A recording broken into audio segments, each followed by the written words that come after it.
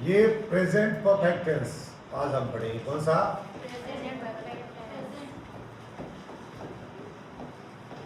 Present perfect tense. इसमें कोई कार्य हाल ही में समाप्त हुआ है, अभी अभी फिनिश हुआ है, अभी अभी कार्य पूरा हुआ है, ऐसा इसमें सेंस रहता है। ऐसे वो सब वाक्य, इसको या तो अलग रख दो या सीधा कर दो। ऐसे कार्य जिसमें आपको ऐसा लगे कि ये कार्य अभी खत्म हुआ है, उसमें इसका प्रयोग होता है। जनरली किताबों में लिखा रहता है कि इसके वाक्य हिंदी वाक्य के अंत में चुका है, चुकी है, ऐसा कोई जरूरी नहीं है। क्योंकि जैसे मैं खाना खा चुका हूँ, इसका मतलब कार्य अभी पूरा हुआ है, और मैंने खाना खा लिया है, ये भी तभी भी पूरा हुआ है, यहाँ तो चुका है, आया ही नहीं, है ना। तो एग्जाम्पल के लिए, जैसे मैं खाना खा चुका हूं, या मैंने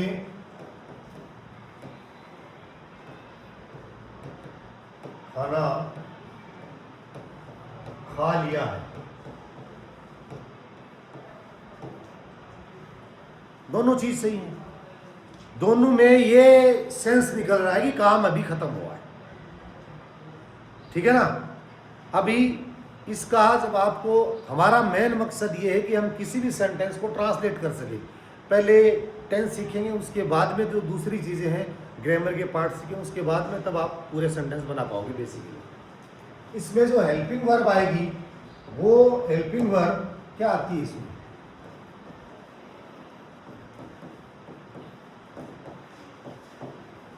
इसमें हेल्पिंग वर्ब आएगी हैज और हैव। और आपको ये पता है, हैज और हैव और हैड, विल हैव और shall have always followed by the third form of the verb. हमेशा वर्ब की कौन सी फॉर्म आती है? थर्ड, हमेशा थर्ड फॉर्म आएगी। तो इसमें आप वर्ब लिखेंगे, इसमें हो जाएगा वर्ब की थर्ड फॉर्म, ठीक है। अब हमें करना है अफर्मेटिव सेंटेंस। अफर्मेटिव सेंटेंस को आप कह सकते हो सकारात्मक वाक्य। सकारात्मक वाक्य ये साधारण नहीं होता है, सकारात्मक वाक्य होता है। साधारण में अंतर होता है, साधारण दूसरा वाक्य होता है। साधारण में तो सकारात्मक और नकारात्मक दोनों होते हैं, उसको साधारण कहते हैं। सकारात्मक में नकारात्मक नहीं होता, तो इसको कहेंगे अपन अफर्मेटिव सेंटेंस। क्या कहेंगे?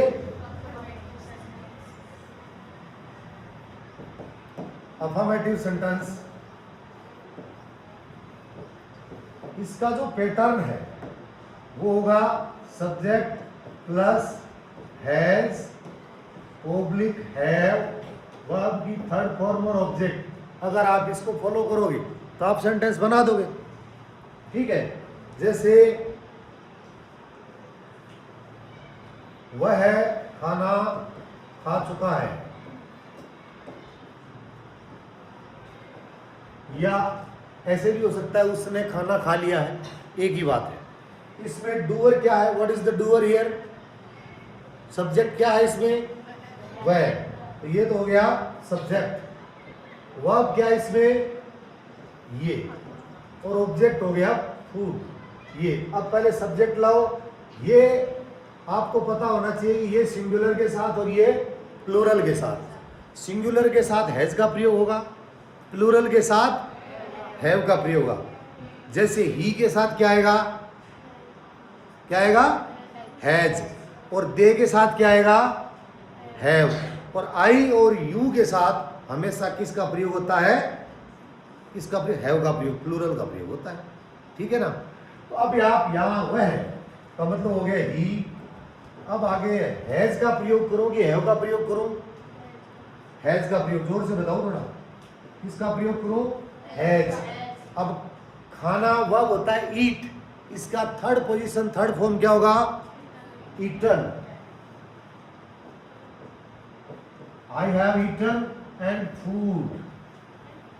ये आपका अफर्मेटिव सेंटेंस बन चुका है, जिसको आप सकारात्मक हिंदी में कहते हैं। ये सेंटेंस बन लिया, ठीक है। सबसे पहले मैं ऊपर वाला चीज ये मिटा देता हूँ, ये चीज।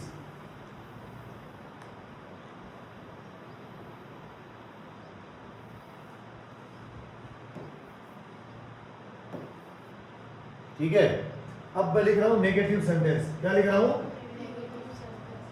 नेगेटिव सेंटेंस लिख रहा हूं।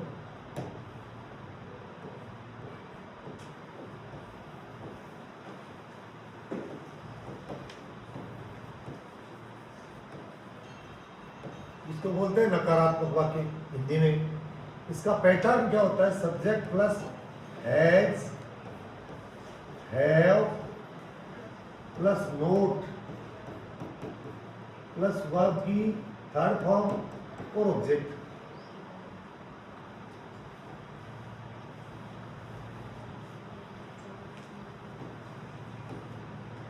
वे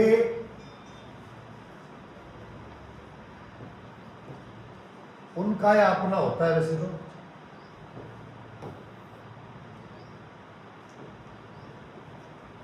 वे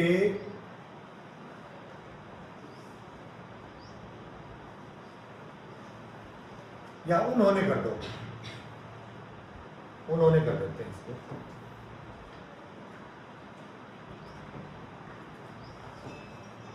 वे अभी तक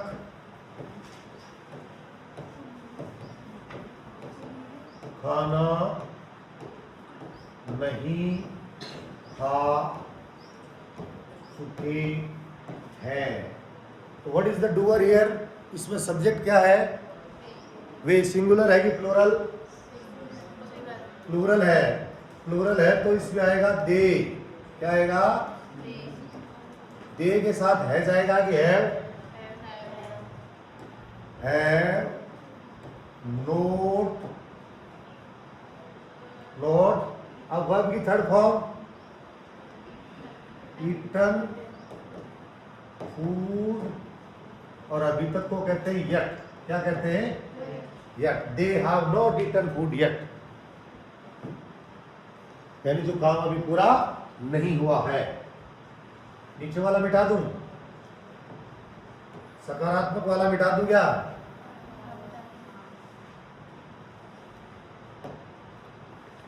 अब ये है इंट्रोगेटिव सेंटेंस।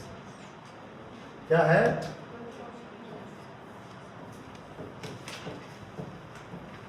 इसको हिंदी में क्या कहते हैं?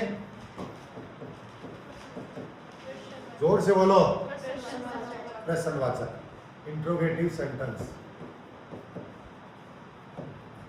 इंट्रोगेटिव सेंटेंस का शुरुआत में आएगा हैज, फिर आएगा हैव, सब्जेक्ट, वर्ब की थर्ड फॉर्म, ऑब्जेक्ट, बाकी कुछ है तो सही, वरना लास्ट में मार्क ऑफ इंट्रोगेशन, प्रश्नवाचक चिन्ह। क्या तुमने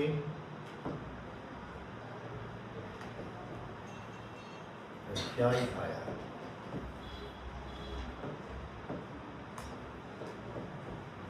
क्या तुमने खाना खा लिया है?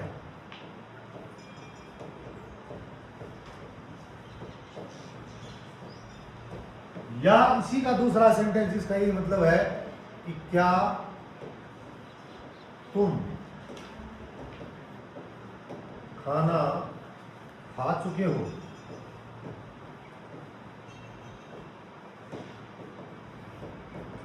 दोनों का एक ही मतलब है।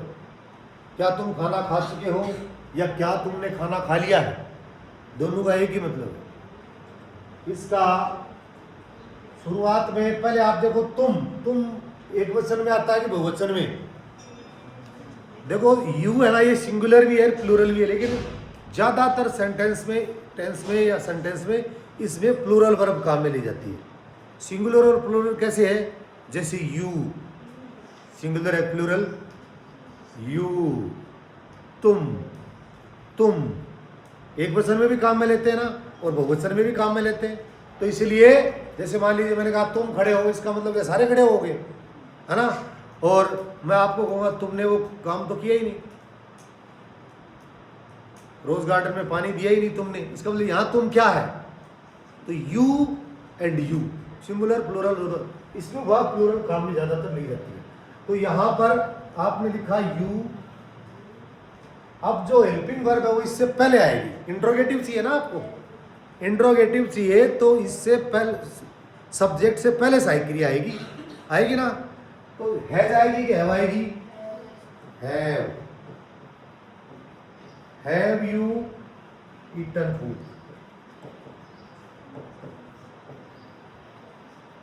ये होता है क्या तुमने खाना खा लिया है या क्या तुम खाना खा चुके हो, ये इस तरह से सेंटेंस है।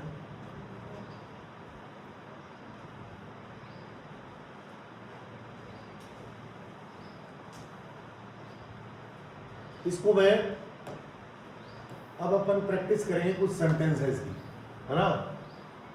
आप बताओगे और मैं सेंटेंस लिखूंगा, ट्रांसलेट इनटू इंग्लिश।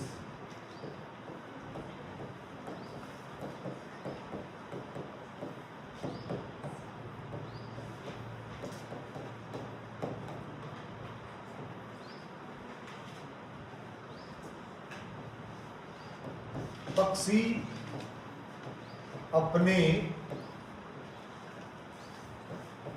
घोंसलों, घोंसलों होता है, घोंसलों होता है, घोंसलों होता है कि घोंसलों होता है, पता नहीं, में जा चुके हैं। अब इसका जो पहला सेंटेंस हमने बनाना है वो है, पक्षी को सबसे पहले तो आ जाएगा बर्ड्स, क्या हो जाएगा तो बताइए क्या करूं, बर्ड्स, हैज करोगे, हैव प्लूरल है, हैव, फिर थर्ड फॉर्म गोन, गो के बाद में अगर आगे डेस्टिनेशन होती है तो संभावना ये रहती है टू प्रेपोजिशन का प्रयोग होता है, गोन टू नेस्ट। ये देखो, अब एक चीज इसमें रह गई, अगर आप देखना चाहो तो पहले आप लिख लो, फिर बता देता हूं क्या रह गया।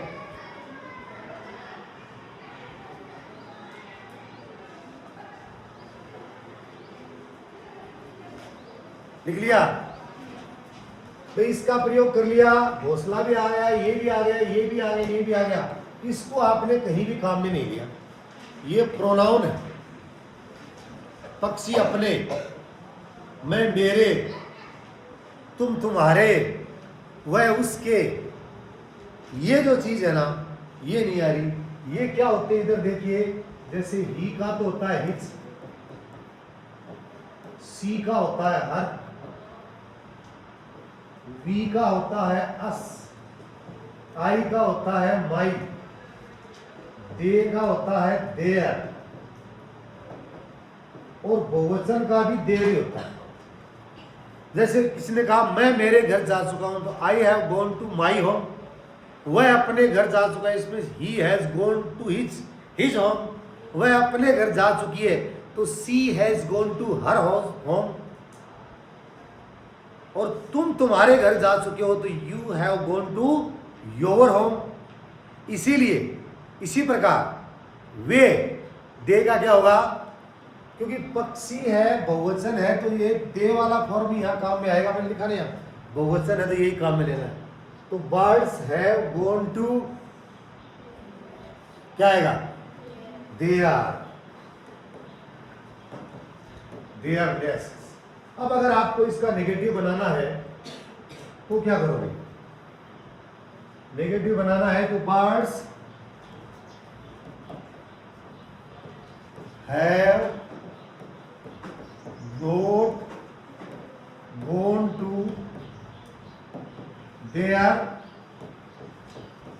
नेस्ट। इंट्रोगेटिव बनाओगे तो शुरुआत में क्या आएगा, क्या आएगा, have they gone to their nest. ये इस तरह से आप सारे सेंटेंसेस की ट्रांसलेशन कर सकते हो। मैं आपको ट्रांसलेशन के लिए कुछ शब्द दूंगा उनकी। क्या आया, कहाँ आ गया, अच्छा वर्ड से आएगा ना, यहाँ वर्ड से आएगा, सही है। यहाँ क्या आएगा? हैव वर्ड्स, हैव वर्ड्स आएगा।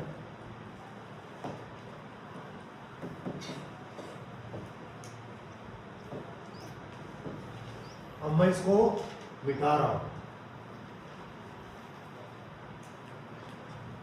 मिटा दूं?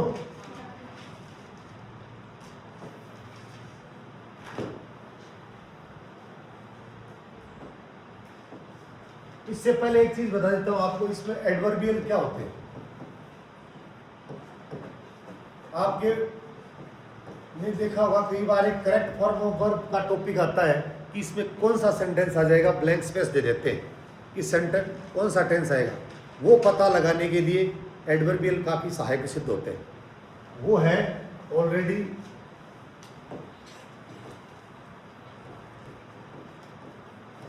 Already, yet, so far, recently, up to now. और इसके अलावा एक कंडीशन और होती है, वो आपको थोड़ा बाद में बता दूंगा, अभी आपके समझ में नहीं है। ये चीजें जिस सेंटेंस में आ जाए, खालिस्तान में आपको वर्ब भरनी हो तो कौन सा टेंस आएगा? जैसे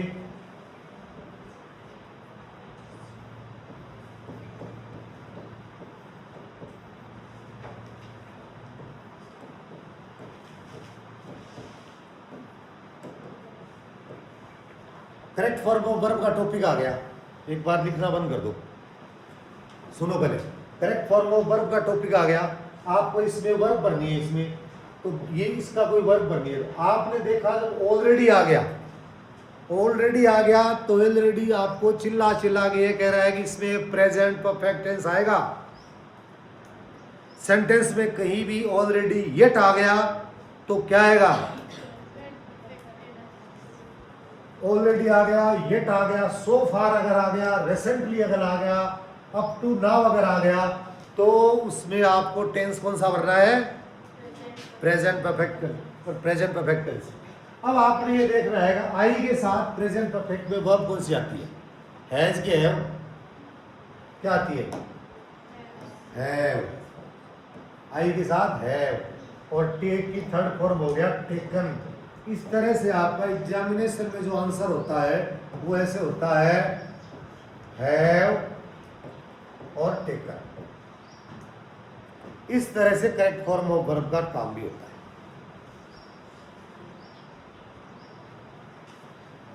लिख लो, उसके बाद में आपको थोड़ा काम दे देता हूं ट्रांसलेशन का।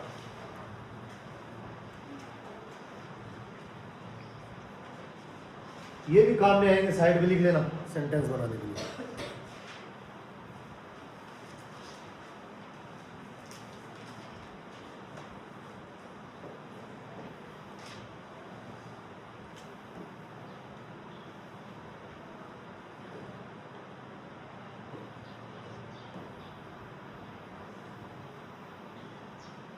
बिठा दूं?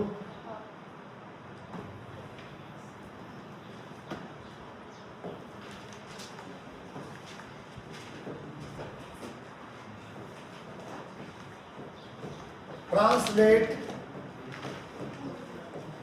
into English। नंबर 1, 3 सेंटेंस बना रहे हैं।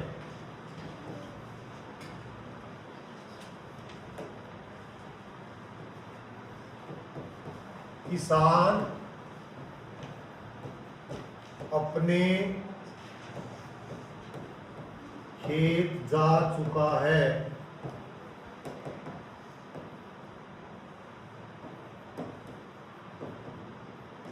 मैंने मेरा गृह कार्य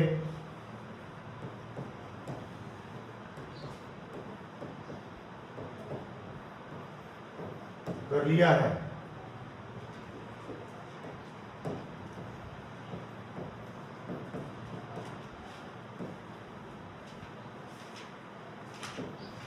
बच्चे खाना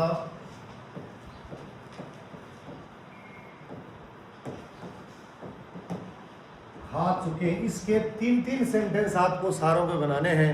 अफर्मेटिव है, नेगेटिव है और इंट्रोगेटिव है। ये चीजें आपको बनानी है।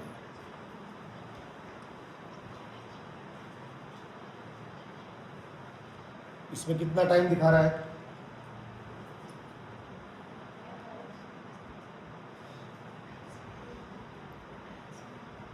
लिख लिया गया? चलो ठीक है।